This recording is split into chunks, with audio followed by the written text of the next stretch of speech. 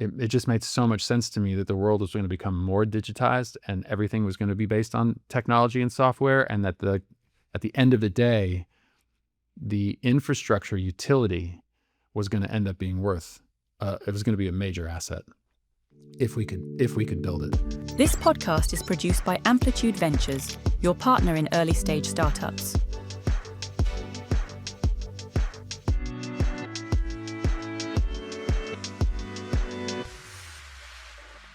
Today on Sound Connections, Matt Urmy, founder of Artist Growth, takes us through the pivot that changed his company, the cost of raising capital too early, and why he believes the future belongs to founders who build with conviction, patience, and a long-term vision.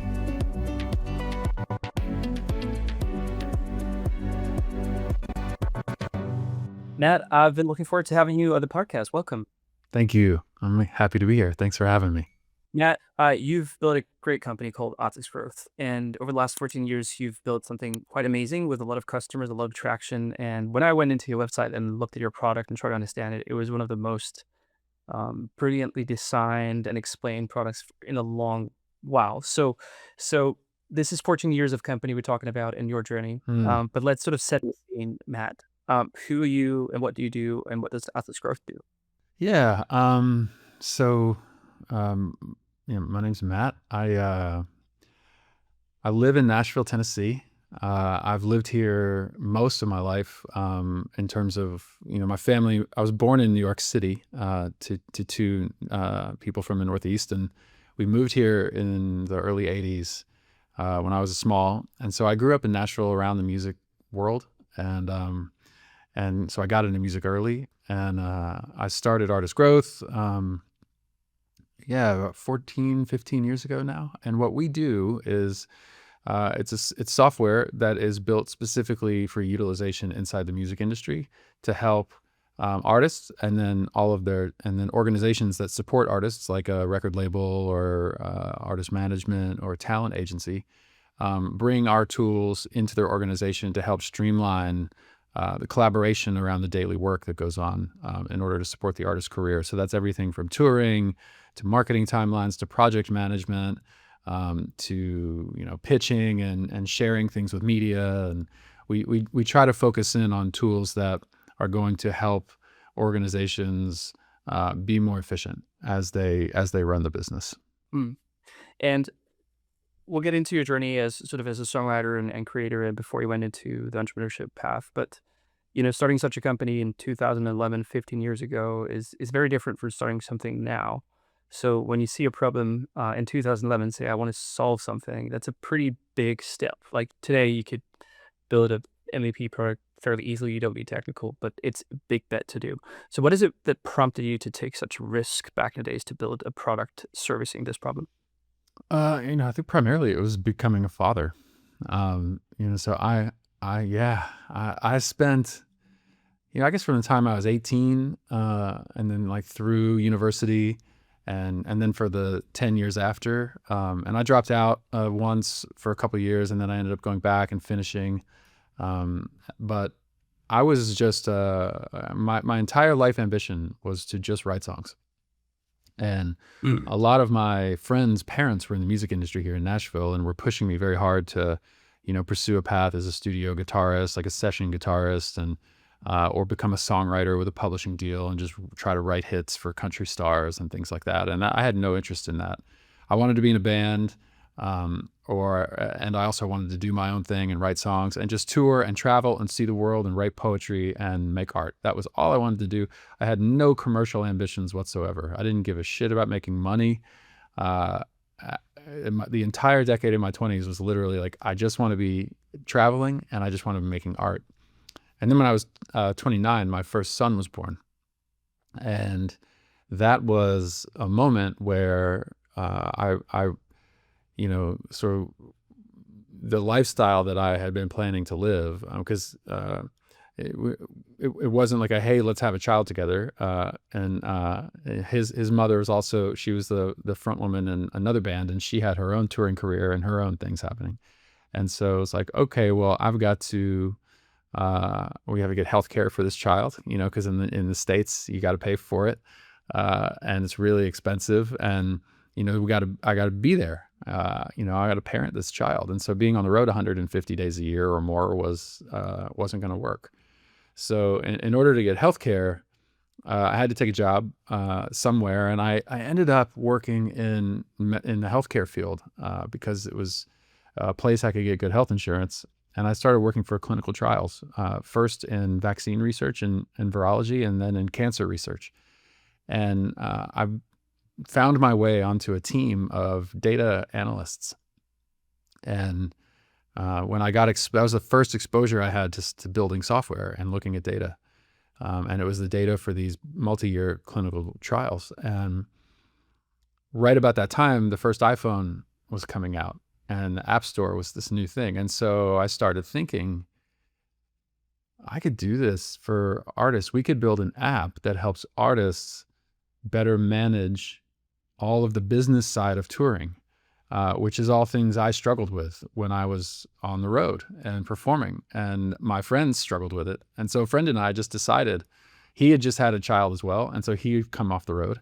And so we decided, let's build an app for artists. Since we can't tour, let's make an app that helps artists tour and keep, and we thought, oh, we'll do it for a couple of years. Our kids will grow up and we'll go back out on the road. But I stuck with it. I was having so much fun that I stuck with it. But it was hard then. It was different. It was different then. It required more money. It required a much larger upfront investment than it would today in terms of time and capital, which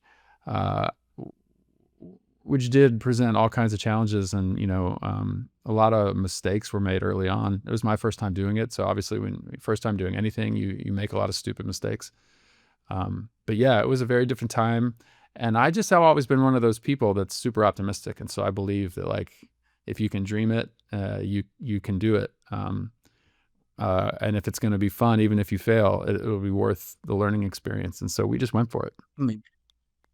It's quite interesting because if I, hear you talk about yourself and your career, and I look at sort of your CV, what I can find on the internet, you weren't exactly qualified necessarily to build a company, other than you understood the pain point. Like, what Mhm. was it that made you think that you could take this upon yourself and actually build something? Yeah, just a desire of, like, I'll figure it out. I was really terrified of ending up in a career position where I felt stuck, where I felt, my kid was getting older, I was getting older, and I was in a job that I hated, like the typical sort of 9 to 5 corporate gig that was gonna stifle my spirit. And so this to me was an opportunity to build something that would allow me to retain control of my calendar, not have, a corporate boss yelling down at me, and give me a lot of freedom, and also help me potentially, build value for my family and build equity and wealth. And so I just decided to take the risk and just jump in, knowing that I was in over my head and I was going to be on a steep learning curve. Mm. And so how did you go about this? Because your partner, was he a technical partner, or like did you need Oh, so to find other people? Like, how did he go about this? It doesn't sound like that was that easy. yeah, well, so it was the co-founder he's also a songwriter, and so neither of us had technical backgrounds. I had a background, a couple years under my belt of, like, doing data analysis across large data sets as part of a team, and then there was a team adjacent to us of software engineers, and so we were designing the software systems that were deployed to all of the sites and clinical trials around the country that were running these trials. And then the software guys would build it, and then it would get deployed, and people would start running the trial and filling in the database. And then we would pull the data out and clean it before it got submitted to the FDA. And even though I was only there for a couple of years, so none of the trials that I worked on actually completed their cycle, because they were multi-year clinical trials. I got exposed to how software gets made. And so I felt I had sufficiently seen the process enough where I was like, I can figure this out, And so what I did, the hardest part for me was actually learning how to build a business plan. So my father was a very successful executive in the healthcare world. He started off his career after he got his master's degree at NYU Medical Center. And then he was offered a job at Vanderbilt Medical Center in Nashville, which is why we moved here when I was a child. And I always used to tell myself I never want to have a job like that, like a corporate gig. But he was somebody that gave me a great deal of wisdom when I started pursuing this path. And he obviously knew other people in the business community, and so he introduced me to someone that he worked for at Vanderbilt, who was also an entrepreneur and had been successful. And so he said to me, here's the keys to my office. You can come in here on the weekends and use my whiteboards and work, and build me a business plan for your idea.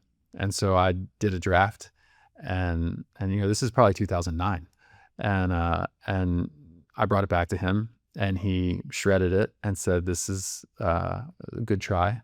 Do it again." And he would give me some advice. And so I probably my co-founder and I probably went through 20 different iterations on a business plan, and until he said, "Okay, this is a good stopping point. Let's stop right there. Now go build me a pro forma."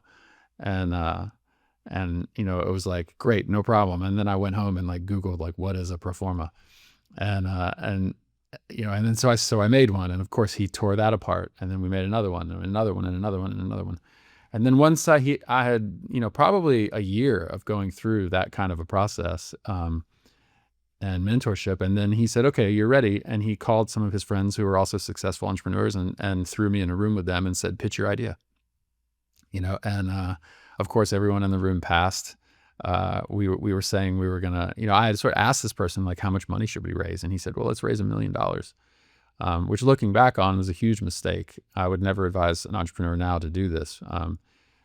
But he put me in front of some investors, and over time, we ended up raising some capital over a year and a half period. And we raised $1 million before I even had a prototype.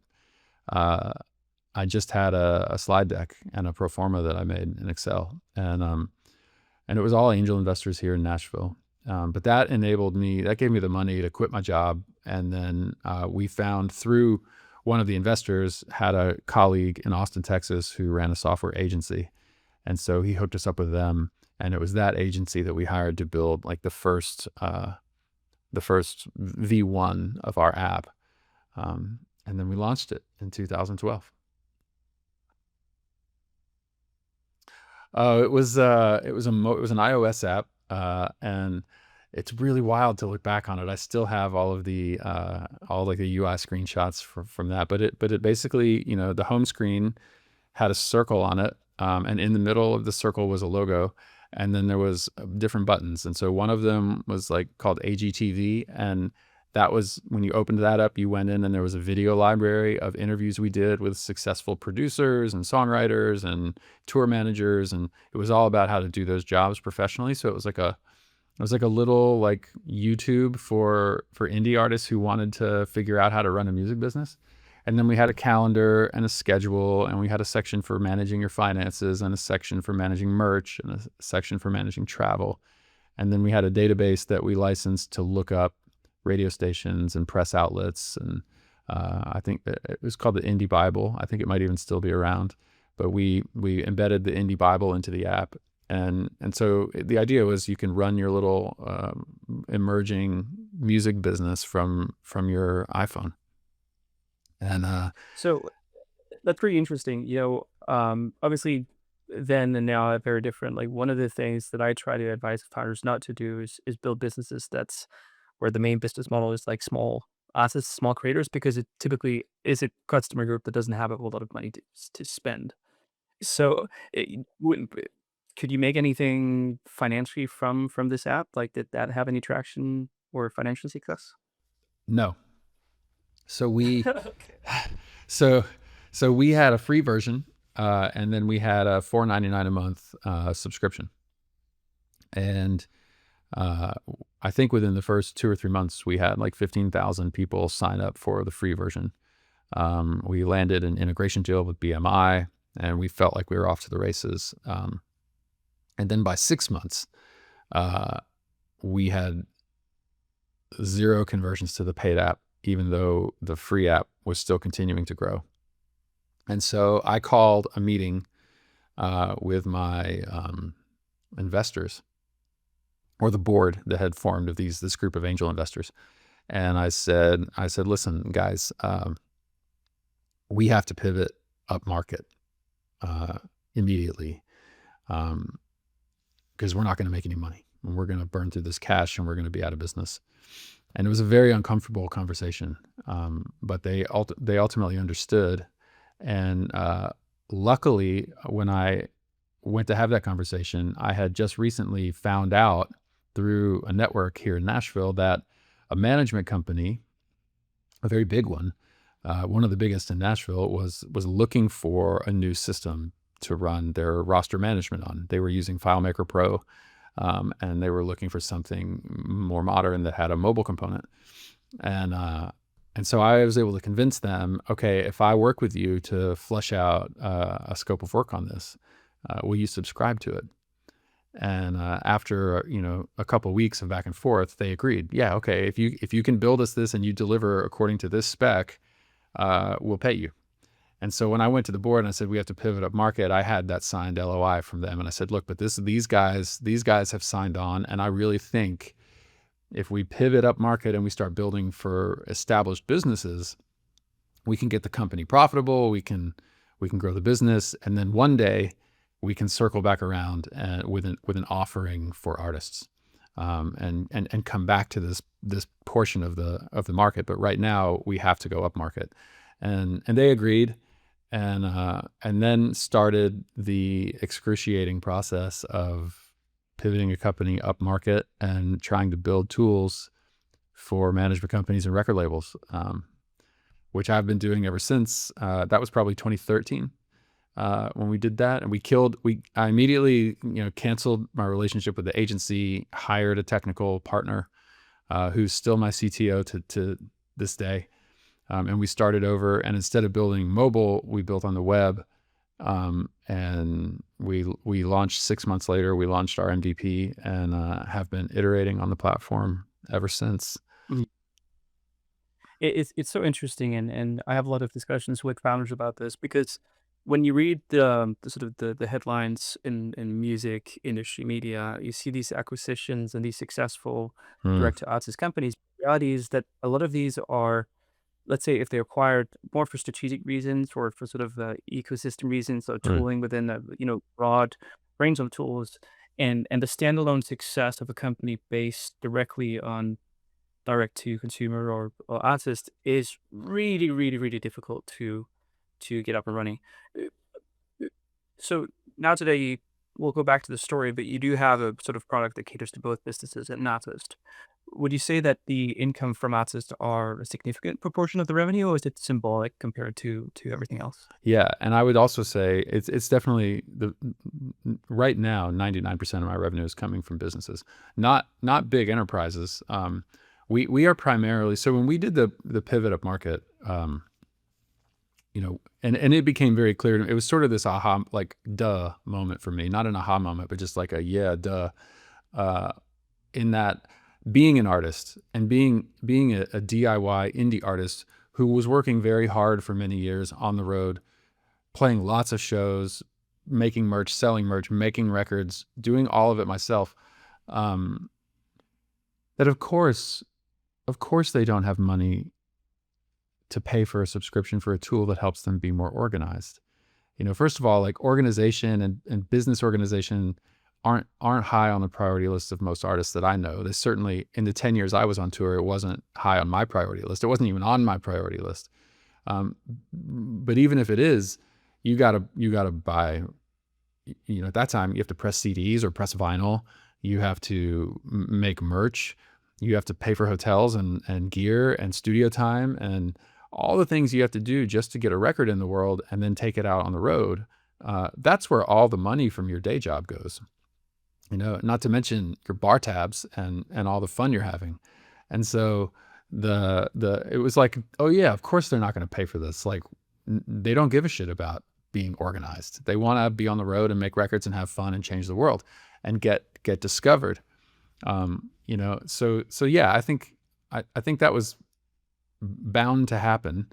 But then I think, just more broadly, consumer facing or artist facing products, it really matters, at least in my experience, where you sit in that services layer. So like, distribution companies, a lot of people started chasing that around the time that I started Artist Growth. There was like DistroKid didn't even exist. CD Baby was out there. TuneCore was out there. And CD Baby at the time wasn't even digital. They were like, send us your CDs and we'll host them in a warehouse and mail them to your it was like fulfillment. It was a fulfillment company, right? And then TuneCore did digital distribution, and then CD Baby built that, and there was InGrooves, and there were others out there but it became this race to who could get the indie market distribution, and that was because as the DSPs emerged, you couldn't get on them without a distributor, right? So it wasn't a nice to have for an independent artist. You must have it or you're not in the market. And so my business, Artist Growth, was a very much like barely qualified even on the nice to have list. It was more on the like, do I really need that list? It wasn't, so it was doomed, I think, in that market initially. But I would tell entrepreneurs who are looking to serve artists, because I do think artists need to be served directly by technology companies. But you have to ask yourself and be very honest with yourself. Where are you layering in your services of the problem you're trying to solve in the list of priorities of the must-haves, the nice-to-haves, and the do I really need it haves? Because as soon as I pivoted up market to a management company that say maybe has 50 artists on their roster, we moved up into the must-have category. And once you're in that category, then you have a business you can build. What was that for you emotionally? Because I don't know how you were in particular as an artist, but oftentimes artists have this very very passionate about other artists, and maybe they're tiny bit removed from the industry, or like it sort of feels like that's the less pure pursuit of art, even though it's necessary. Like, did you feel like a compromise that you needed to go away from the people you wanted to serve, which was in the thousands, to someone who maybe wasn't as Millions, in the millions. in the millions? Really? Okay. Did that feel like a big compromise emotionally, or what was that process like? It did. It was a very hard time. I look back on that time with a lot of empathy for everyone involved, including myself. If you had me and my co-founder, who were both first-time founders, we were both artists, and so we had zero business background. So we were learning even what it means to run a business, and we had raised money, so there was pressure on us from day one to execute and deliver revenue, which didn't come natural to us. And so there was a ton of pressure right from the beginning. And then pivoting to the business side, I would go so far as to say, when I was touring, not only was I not interested in the music industry as a business, but I actually had a bit of disdain for it. I did not like the idea of merging art and commerce. And actually, one of the decisions that I made personally, when I made the decision to start Artist Growth, I sort of had my own moment at the crossroads where I asked myself, what can I not live without? Is it making records and being in the studio and writing and creating and recording, or is it getting on stage and performing? Or is it both? Do I have to have both? And ultimately I decided I could absolutely live the full creative life that I wanted to live without getting on stage and performing and just being in the studio and making albums. So that was a decision that became easy for me to make, but I only wanted to serve artists. But so in a sense, it was a hard choice to make, but I was also in this sort of catch-22 where I knew that Artist Growth was the ticket to not having to be in a job I hated. And I had to make it work. I had to make it work for my son at the time, who was a very small baby. And so I was driven by this, like, I am going to find a way to make this happen. And nothing's going to stop me. And if I have to go sell software to the big corporate music industry people, then that's what I'm going to do. But I talked myself into this narrative of, if I can do that with the industry, then I can bring a tool and position it in such a way to the ultimate benefit of artists, and make it part of the mission and encode it into the mission of the company as we grow, to come back to artists. And everything we do is still in service of art, and filling the world with art. Because I believe that without a world filled with art, that humanity just falls prey to its worst, darkest impulses. And it's really art that pushes our consciousness forward. And we must have a world full of thriving artists just to thrive as a society. And so even though we went up market, the culture here that I crafted with my team was the people who, labels and managers that they're all working for, are artists. And if we can provide value there enough to build a business to help them serve their artists, then we will have a platform to then turn back to the wider artist community and say, here, now you can use this. So that was sort of the way I justified it in my mind, and convinced myself that we were still on a virtuous path, so to speak, from a business point of view. But it was a hard time. It was a hard time. Right when we made that pivot up market is when my co-founder left the company.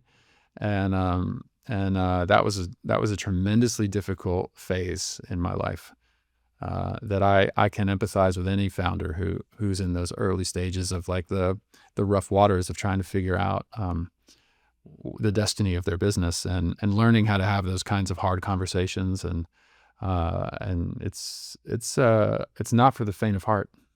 Oh, no, no, no. Like I've been a co-founder break myself 3 years ago, and that always broke me. And it is so incredibly difficult because you pour your heart and life into something, and you're so entangled with the business financially, emotionally, all the time, all the relationships. So, but why did you continue? Like, it could have been easier just to say, okay, I'll just run with these millions of users. I'll try to find a model that can work. And like, why was it so necessary for you to just look it in the eyes and say, it's not going to work? I need to do something different. And why were you motivated to continue when maybe your co-founder wasn't? I believed in my gut, because I thought about it. I thought, well, maybe, like I said, DistroKid didn't exist. I was like, what if we just start a digital distribution company and we make it cheaper than everybody else, and we make that be the main hook, and then we layer in all these business tools. And at the time it was like, yeah, but that's going to go to zero. Like I saw that I actually thought it would happen a lot sooner than it's happened, but I saw that as a business model that was going to go away. Like digital distribution was not something to bank my future on. And I believe firmly that where the business was headed, what technology was going to bring to the market, there had to be a platform that could help integrate all these systems and help give operators, whether it's an artist, a solo artist, or a whole record label, a way to collaborate and manage all the information that is churning around a tour, or around a release cycle. And nobody else was doing it. Everybody was either chasing distribution, or they were chasing streaming analytics stuff, like back then, like they were like Next Big Sound, and then, or D2C stuff. So you had like Pledge Music at the time, who was like one of the early D2C companies. You had Topspin, that Ian Rogers was running his early D2C company. And I was like, I don't want to chase that. There's a lot of people doing that, but nobody is doing this. As an infrastructure play. I always saw it as an infrastructure play. And to me, as I couldn't see the future, but as I looked at the horizon, it just made so much sense to me that the world was going to become more digitized, and everything was going to be based on technology and software. And that at the end of the day, the infrastructure utility was going to end up being worth, it was going to be a major asset if we could build it. And so even though back then, most of the people in the industry, in the music business, inside these organizations still didn't know what an API was. I used to have to go explain to people what an API was. Now I'm having to explain to everybody what an MCP is. They would look at me like I was crazy, but I saw it. I saw, well, if we could move data from the talent agency to the manager to the label, and the label to the talent agency, and we could help people collaborate across these ecosystem, through integration, and we have the security that will allow them to do it safely and feel good that their data is secure, and people can only see what they're supposed to see. That didn't exist, and everyone was doing it in email and spreadsheets and Microsoft Access and FileMaker Pro, and that to me was a real opportunity, because that workflow was never going to go anywhere. It was only going to become more digital and faster and more data. And so I even though it was like, okay, the market hasn't caught on to what we're doing yet, if we can make it work and we can hang in long enough, eventually we're going to be sitting in a position of strength. And that was the bet that we made.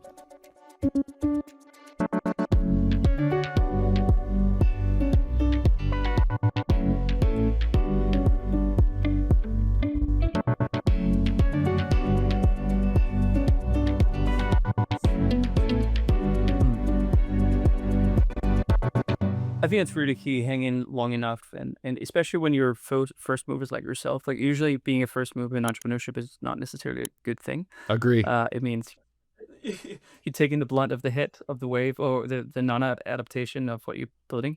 But sticking in is really what can help you become a first mover to become something that actually scales through time. But speak a bit about the first mover aspect. Like, people didn't understand what we're talking about. Like, how do you actually go about selling something that people didn't understand?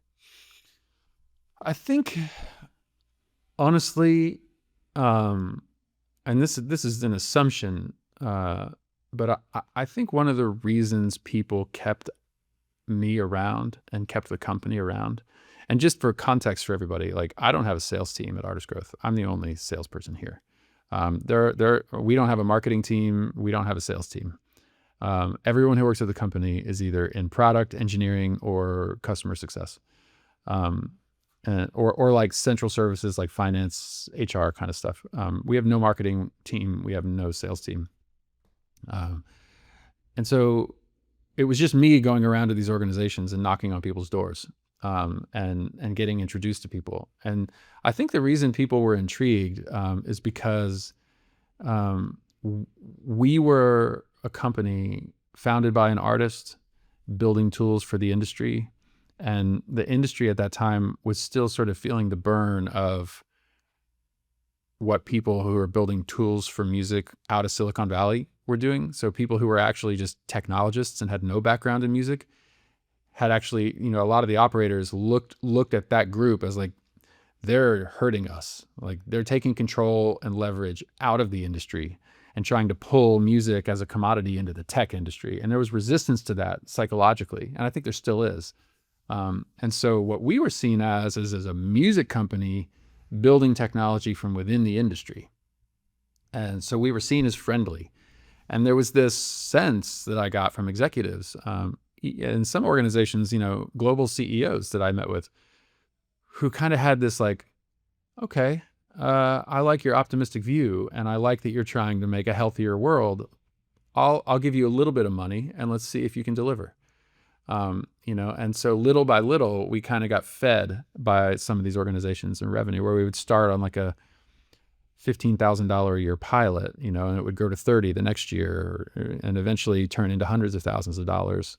And so it was just this blend of like altruism around the music industry, and wanting to help from inside, and then the ability to deliver really good software on time. And it worked, and so people would say, oh, cool. Okay. Well, yeah, here, let's do another, let's go deeper. And it took a long time, and it wasn't easy. And I've been through some bloodbath funding rounds as a result of how long it took and how hard it was, where, that side of the business, managing that side of the business as an entrepreneur, was extremely painful. And, just part of the growing pains, and really,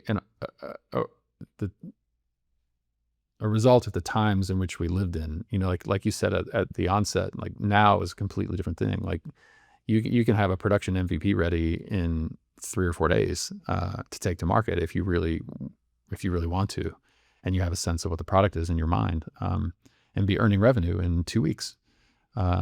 it took us a year to build the MVP for artist growth almost, and and then more years to build any kind of meaningful revenue. And that just so we had to raise money, and that created all kinds of challenges. But luckily, we've been able to navigate it and find people who believe in it. Let's talk about raising capital in a moment. I just have an interesting question. So while I was doing my homework, I understood that you released an album in 2017, Mm, so in the middle of your journey. It also got to national recognition. mm. So I think that did that solidify even more the friendly person that's going around, or like did that play a big part that you were actually releasing music as an artist and you had this sort of authenticity behind what you said? Maybe, yeah, I think maybe. I definitely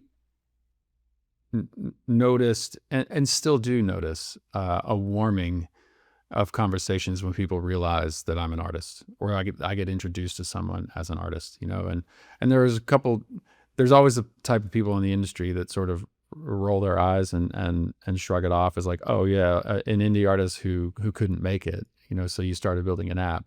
And then there are the ones who are actually listening and paying attention, and want to talk to you about your story and ask questions, and those are the ones who realize like, oh, there is real intention behind why this company was started to help music and to help artists. It's really not just purely an opportunistic business play, or like a data grab, for some other purpose, like you see now with a lot of like distributor acquisitions and catalog acquisitions by people who have nothing to do with music, where it's just data. They're just buying data sets to sell to the AI companies and for training and things like that. And so, yeah, I do think that to some degree, with some people, it bought a little bit of credibility, and it bought a little bit of goodwill to sit and hear the story at least. And then I can't really say why people initially bought, except that it really was a problem. When you go into a multi-billion-dollar company that's operating globally and they're using Google Docs to manage things, like that's a problem.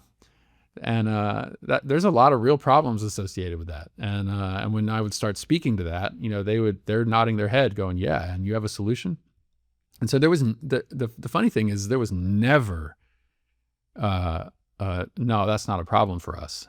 Never once did somebody say that to me. The sticking point was always, can we get people to adopt this? Can we change their behavior? And that was, I think, the biggest uphill battle, and still is for us, is like what we were proposing uh, was, in order for it to work, human beings at these organizations had to change their behavior. And there's a lot of organizations that have leadership that do not like, culturally just sort of don't like giving mandates and telling people how to do their job. They just say, as long as it gets done, I don't care how you do it. But and that introduces a real challenge, right? Because then you can have a junior staffer at a company who just crosses their arms and says, "I won't use this. I'm only gonna use my Google Doc or whatever," and management isn't pushing back against that. And so effectively, you have a 24-year-old junior staffer setting data strategy for a multi-billion-dollar company, which is just insanity. But that's the byproduct. And so it's been a real puzzle to solve, the adoption question. But that comes down to UI and UX and success and onboarding and white gloving people and all of those things that you do to try to solve that problem. Because there is a lot of problems, and sort of let's go a tiny bit back to fundraising, and just to set the scene for anyone listening, like raising capital in music has never been easy. Yeah. It probably never will be, or not for many, many, many years. Um, but here you talk about a product where you have this, I wouldn't call it slow growth, but compared to, VC investors, or, you need something that goes a bit fast where you've taken a while. And raising capital from like early stage investors, angels that maybe understand the problem inherently, and they're from Nashville, that might be involved in the music industry to some degree, so they can feel it on their own body. And then raising capital later stage is two very different things. Mm. Like you can't just sell a vision and a pain point. You need to actually sell the company that can produce something significant. So what was the journey? Was that Ugh. bigger investors? What did they need? Like, Yeah, I mean, for me, so for the first many years of the business, I only took money from angel investors. So these were successful entrepreneurs or recently retired music industry executives who had done very well for themselves over the years, and so they had money, and they were the one thing that was common across all of them, even though some of them were doctors and some of them were ex-label CEOs or whatever. The one thing they sort of had in common was wanting to give back to younger entrepreneurs who were at the start of the journey. And there's a lot of reasons for that, right? Like one, you want to pay it forward. Some people want to stay close to the heat of the action. And so they're sort of vicariously living through a young entrepreneur because they're sort of at the end of their career. And so they get to kind of relive that rush of starting a company through an entrepreneur that they're mentoring. So there's a mix of all these things. And I think that's a friendlier kind of investment capital than VC or institutional capital, where they expect a certain level of sophistication and scale and speed um, and so that was one way we did it. But that's not to say it wasn't painful and difficult. And I raised money, like I said, I raised $1 million before we had a prototype. And that was a huge mistake. And I did that on the blind advice of one of those initial investors. Um, and and I would never, as in my life, if I was talking to a young entrepreneur, I would never advise them to take on capital before they have a product in the marketplace, especially now. But even then, keep your day job, find a way to get a product, find a technical co-founder, like do the really hard part up front, put the sweat in, bring a product to market, do one transaction for $100, whatever it is, like have something real before you raise money. Because you'll learn so much in the process that it will save you years worth of pain. And I know that's easier said than done, because at the time I was so desperate to get out of my day job and I was so on fire for the prospect of the business, and I didn't want to be patient. But it was a mistake to raise that money early before we had a product. And I wish someone had pulled me aside and said, this is a huge mistake, don't do it. So we raised some money, and then we had to raise more money, and then we had to raise more money, and then we had to raise more money over the years. And it was never these giant rounds. It was never like we raised $10 million or $20 million.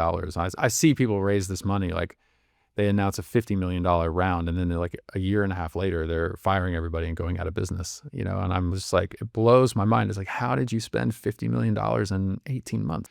And because I've never had that kind of money. For me, it was like $100,000, or we raised the first $1 million and then another $1 million. But then after that, like I actually went through a period of 2 years where my investors would only fund payroll to payroll.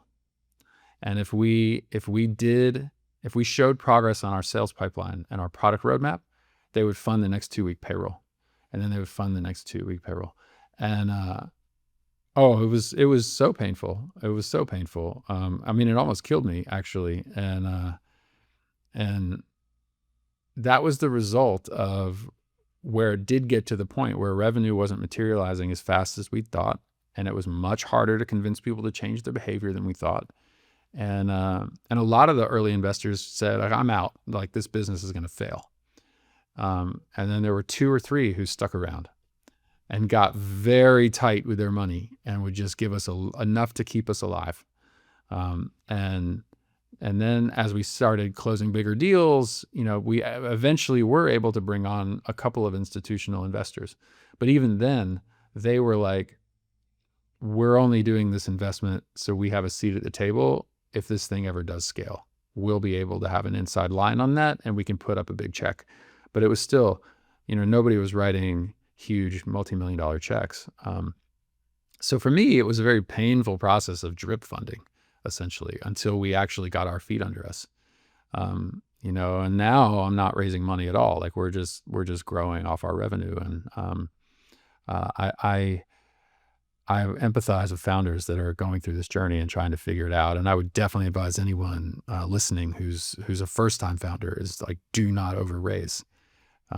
Take less or take nothing, and try to bootstrap your company as much as you can. And obviously, you do get to a point where you have to bring in capital to really launch and grow. I think unless you get lucky in the bootstrap phase and it just takes off, like more power to you. But don't go out and raise a ton of money on a dream without any real sense of how you're going to deliver it uh, in the practical world. Doing a sales cycle, getting turned down, running real marketing campaigns with a working product and seeing adoption, seeing churn, and really starting to understand what that looks like, even at the smallest minute level, like 10, 20, 30 customers sign up and then cancel, and, like live those cycles before you go out and raise money, as if you can, or before you raise a lot of money. That sort of speaks into one of the questions I asked you before we started, and that is about building a successful business in this niche space. It's not niche in music, but in, the big global world of tech startups, it's sort of a niche pursuit. Mm. And um, the thing about raising capital is you spend more money, and no matter what, that's lost money. So you need to build a business based on that. And the exercise of the discipline of not spending money and really keeping it tight is probably the reason why you're here. Even though that was painful and definitely not something you would do again, I assume the reason why to be growing on your own, being successful on your own is also because you went through the exercise of not spending.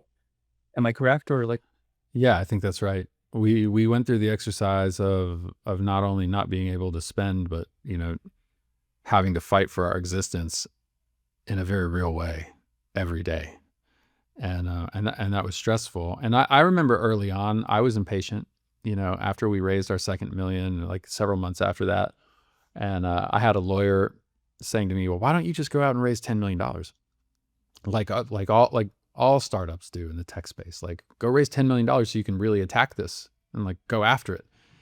And I went to the one of the lead investors of my angel network who was on the board, and I put this question to him, like, come on, let's go to a big round. Let's raise 10 or $20 million and chase that.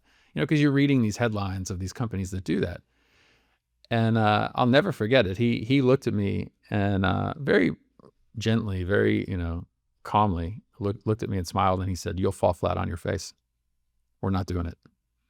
And, he said, "You'll burn through the money in a year, and then this thing will be over. And I won't allow it." And I that was wisdom, and I appreciated him forcing me away from that way of thinking and seeing the world. And it's just a hard thing. I think the exciting thing about now is like, you can bootstrap a company, you can build an application. Like, that's not the hard part anymore. In 2011, that was the hard part. Like handwriting, hand authoring line by line of code. To get things done. And now it's tremendous what you can do in such a short period of time. And I think I have very specific thoughts about like the future, but the value of software and how that may change as a result of LLM coding and all of these new sort of innovative approaches to writing software code are happening.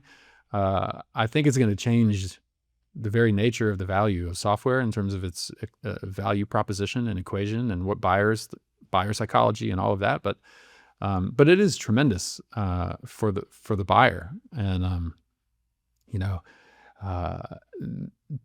I would never advise an entrepreneur to go raise money before they had a product now. I mean, to me, that would just seem insane. yeah, 100%. And I think that's the really interesting point where we are now, that if you, maybe this is wrong to say, but I'll say it anyways. Like, if you are a founder that's supposed to make it these days, like, if you cannot build a product yourself, if you don't have the technical capacity or a co-founder can do it, you're just not going to make it. Full stop. Like, that is what it takes now. So even the premise of you needing to raise capital in order to get a team to build it, it's sort of like wrong. Like, not really. Like, that is not really a question. You need to have that, and if you don't have that, forget about it. Now it's more about like, okay, do you need need compute. Okay, maybe you can't get some tokens, maybe you can't get enough. Okay, maybe you need to go raise some money. Or there's certain aspects where you still need to raise some money, token cost or whatever. But there's very few arguments when it comes to you as a founder being able to not go build a product, sell a product, and have revenue before you raise capital. Like, they're very few and far between. So, and it changes so much about how you are an entrepreneur. It really goes to that execution mode, and what you did at the beginning probably won't happen again unless it's incredibly novel, or or happens to happen, but it's not going to be norm at all. Yeah, If you were to do this again, how would you go about it in bootstrap, 2026? bootstrap it all the way. I mean, I'm the kind of person. So number one, and people joke about it all the time who know me and are close to me, but I am an optimist's optimist. Like you cannot dampen my spirits with reality. Like I am a if I decide to do something, I'll be dead in a ditch trying to do it before I give up and quit. If I decide that it's worth it, if it's really worth it, and so I'm an optimist. I will really go after something. I'm also obsessed. One of my big obsessions is the idea of getting as close to achieving my potential as I can, as a human being, not just as an entrepreneur, but on every level and dimension of what it means to be human. And the idea of us being in this dynamic field, like if you think about physics and the cosmology of the universe that we live in and the way it works and what we understand about it through physics and uh,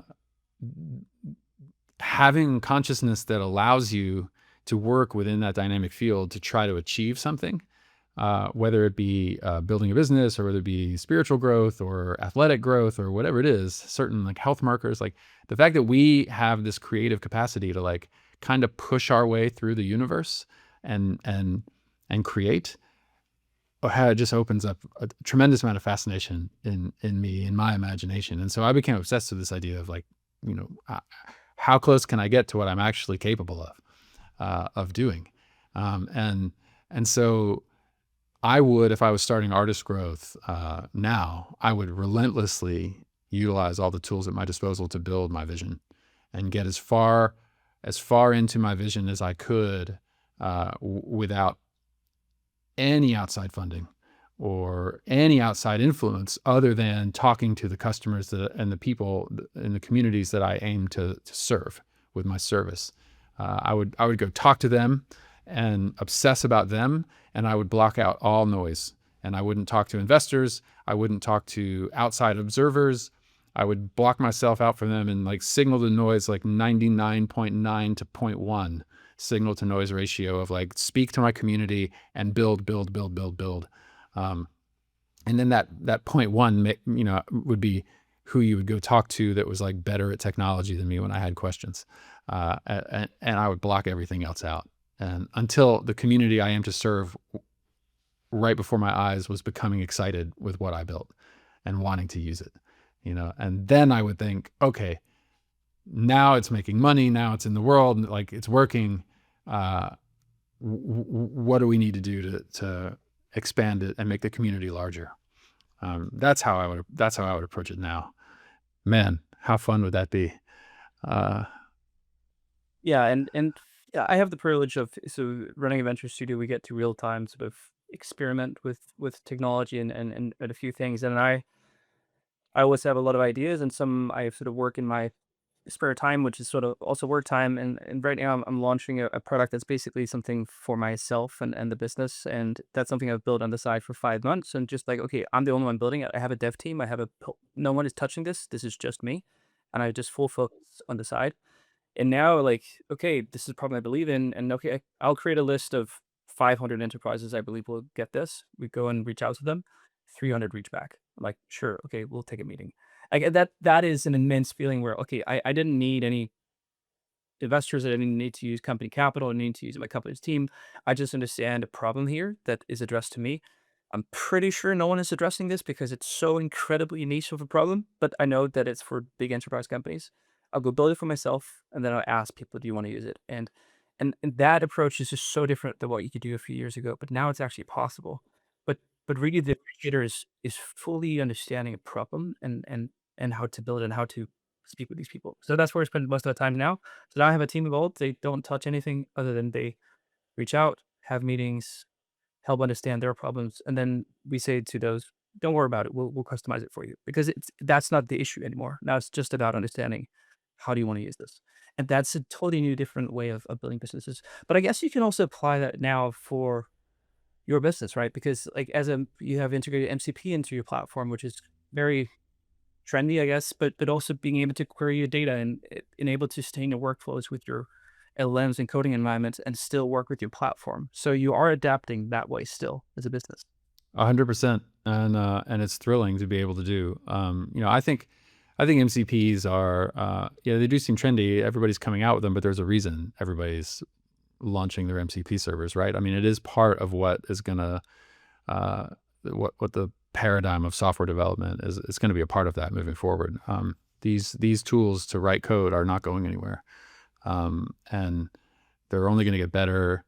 Software engineers, senior software engineers are able to leverage them in ways that are just unbelievable and so exciting. And so not only is our MCP for querying data, but also writing data to our system. So we're launching write MCPs and I mentioned that we have a pretty strong point of view on where we think software development's headed. And so we actually have an announcement coming at the end of this month that is sort of the next step beyond MCPs that I'm actually it involves another MCP server, but I'm really excited about it. And I think that something that's important to consider when building a software business today is the space between front end and back end is growing. And so if it's very, very easy to whip up a UI UX front end in whatever, React or Python or JavaScript. You can build these interfaces and you can attach them. You can pull up Supabase or you can pull up something else, and you can quickly whip up a database and store data, and you have a working product. But that's a very different thing than having an enterprise grade hardened product that has a security posture that you can go into a global enterprise with a straight face and say, yeah, go ahead and do diligence on my system and do a pen test, and we're ready for the real deal on the back end. That's very, very different. And so I think entrepreneurs should be thinking about that, and they should be thinking about where they make their investment. And I certainly think that when it comes to data and security, and I don't just mean security from a point of view of like leveraging all the tools in AWS to encrypt your tool and like have virtual private clouds and all of that type of stuff. Like that's all great and that's all important. And you got to be SOC 2 type 2 and GDPR and all of this stuff, and that's all great. But then you have these things called users, and not all users are equal when it comes to the relationship to the data. It's actually in any industry, I would imagine, certainly in music, it's a very complicated matrix. And so one of the things that as far back as 2013, as a byproduct of pivoting up market and dealing with management companies and talent agencies and labels, was the different way all of these people related to the same set of data. And they all had different rights to it. It originated in different places, but they were all sending it around and sharing bits and pieces of it with each other to coordinate. And so we had to make huge investments in our ability to facilitate people to customize access to their data at the field level, as opposed to just having like 3 or 4 generic positions like, admin and guest and user. Is like, no, you could have 100 different roles in your system, all with in your artist growth account, with all different configurations of access to the data. Because of the nature of who that role is to the artist and where they sit in the orbit of their business. And that to me is not something that's just, you can't vibe code your way into that. That requires real architectural expertise, data modeling expertise, and you have to know how to build the APIs right and actually build those permissions into the APIs. And so that is a real area where people can really differentiate themselves from a lot of the stuff that will be coming to market. That is, they cut corners just to get to market, and they don't think through the back end and the investment. And I think companies that don't do that are going to find themselves struggling in the world of AI, where front end can be built in seconds by an 8-year-old who's given access to Claude Code, can build themselves an app that works. But if you want to bring a service to a business and operate globally, then your back end better be legit. And you can't do that unless you have people on the team with the wherewithal and the expertise to model that out correctly. And that's going to be an interesting thing over the next couple of years, I think. 100%. And that also difficult in music, right? In music tech, because a lot of the people who have that knowledge try to maybe get opportunities elsewhere. So, but that's a whole different talk, and I'm happy that you guys have taken pursuit, and I totally agree. Even though I run a company, I spent most of my time practically as the CTO, and I build all the time, and I'm just obsessed with backend and database. I usually just use the front end in order to get an API code if I ever use it. But like that's where everything is heading. Um, if you were to sort of the roundup question of this interview, like you have investors, but you also have the opportunity now to grow the company organically. But still, there's some pressure to deliver a return on investment to Hmm. whoever expects that. What is the path for artist growth when it comes to building something that will reward the owners over time? Yeah, that's a good question. I mean, it's one that any entrepreneur has to deal with, or really any executive who's running a business that has shareholders, or members if it's an LLC. Uh, I think the number one thing that you have to think about as an operator is profitability, and you have to build a business. Ultimately, you have to have a pathway to running as a real business. And if you're going to create value for people, like real equity, enterprise value, like you have to have a real business. Unless your goal and your bet is, we're just going to build this for growth because these 10 companies, one of them is going to buy us for strategic reasons. And that's your path, is like an exit to a larger organization. And you're making a very specific bet to chase that without any plans for profitability. But otherwise, then yeah, you could sell it one day to someone in order to create a return for your investors. You could make it so profitable that you can start paying dividends on a quarterly basis to your investors, and then it becomes an annuity for them. You could take it public at some point, depending on the nature of your business and the size of the market and what you think that you can achieve, even in adjacent verticals to maybe a niche. There's nothing stopping artist growth from continuing to drive a ton of profitability in the music and entertainment space, which we still have a massive growth opportunity.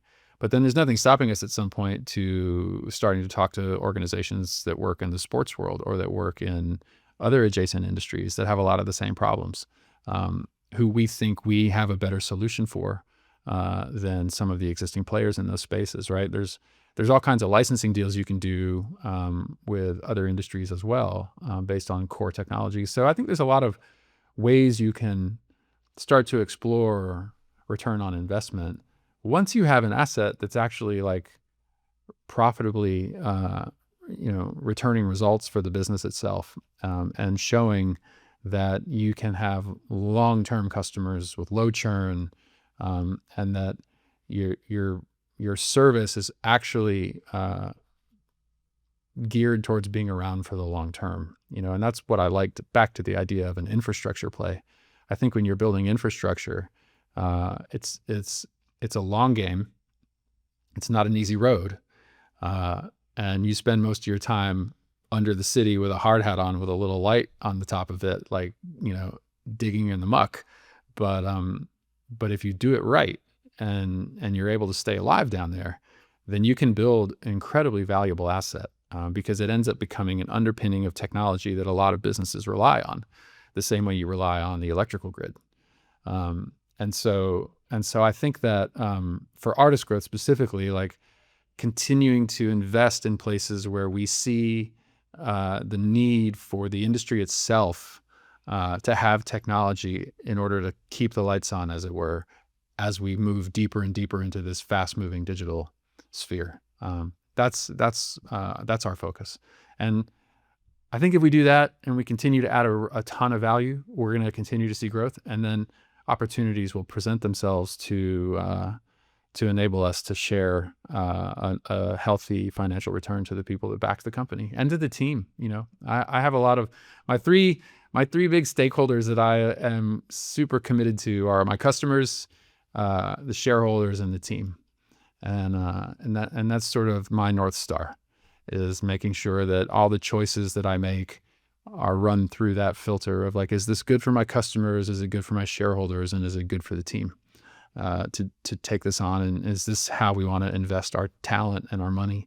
And and then I just try to surround myself with people that are smarter than me, who can tell me when my ideas are shit, and who can tell me when I have a good idea, and then we go chase it down. Amazing. Matt, it's been a pleasure. I've learned a lot from this conversation, and it's beautiful to hear the story of the struggling artist in the end, well, in the journey as well, building something quite incredible. And I love the stories about things taking a long time, because I think we're fed with stories about things not taking a long time, but it just really always does. And that's what I hope to do with this podcast, is to tell the real story. Matt, it's been a pleasure. Mm. I love this conversation, and thank you so much for being out. Oh, thanks for having me. It's really fun to relive some of these things, and hopefully people who listen or watch are able to get some value. Stay in touch. I really appreciate it.